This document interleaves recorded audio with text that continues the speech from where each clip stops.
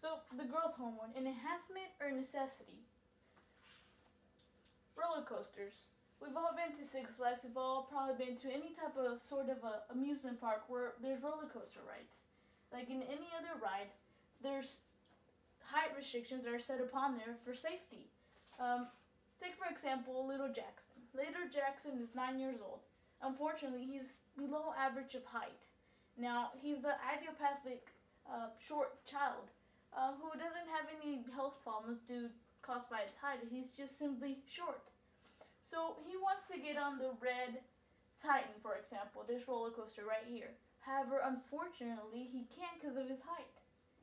Now, further on, let's speculate. Maybe Jackson's mom starts to wonder, well, I don't want my kid to be short later on in life, and I don't want him to have trouble with bullying or have any sorts of low self-esteem. So I think I'll look into growth hormone therapy because I want my child to be at a more large height. Now, there's many questions to consider here. That's why we need to know more about what the growth hormone does exactly. So let's begin. What is the growth hormone? The growth hormone it regulates cell metabolism, it increases protein synthesis, and produces IGFI, which is insulin-like factor, growth factor. And it also helps with the growth of skeleton and muscles. So what are the modern uses for growth hormone? Well, the growth hormone is specifically used to help kids that are GH deficient children, which is they don't have any growth hormone at all in their system. It has also been used to help help with Turner syndrome, which is a syndrome where young girls are born with one X instead of two, which is the necessary amount. And in these girls tend to not develop completely, and they're underdeveloped when it comes to their sex organs. Now, it also helps with diseases, disorders, or even growth imperatives due to an accident. What are another modern uses for growth hormone is idiopathic short children. It helps children that are short in height yet experience no health problems due to their height. And it also has been used by some celebrities actually as an anti-aging medicine, meaning that they're trying to prevent or undo or reverse aging. Now, there hasn't been concrete evidence on that, but they're still looking into that. Now, pros. What are the pros of the growth hormone? Some of the pros are it increases in height. If you take the growth hormone, it increases you in height. It increases about 2 inches in a time range of 5.5 years, which is it's quite a long range. The second pro factor is it helps kids with growth hormone deficiency and or other disorders to develop better and correctly physically.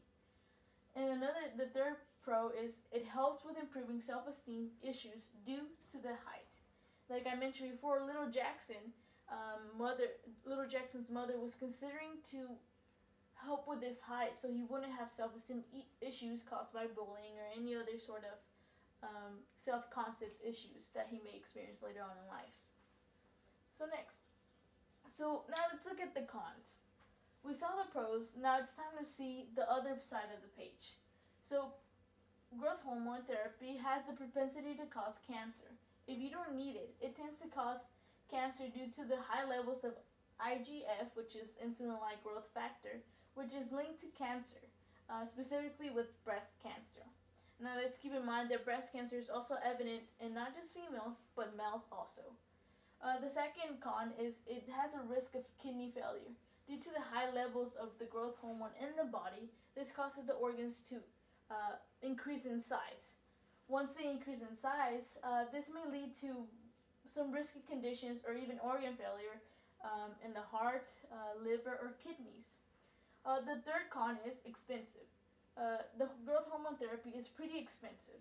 It generally costs $10,000 to $60,000 to have this therapy, and this is just per year. So it approximately takes around $52,000 per inch. And remember, the last evidence was that it gives you an increase of height of 2 inches in around 5 years and a half. So that's pretty expensive for this therapy of hormone growth. So now the fourth factor is morally unethical. Now let's look at the morally unethical side of this whole controversy of using growth hormone on short kids. So let's see, things to consider.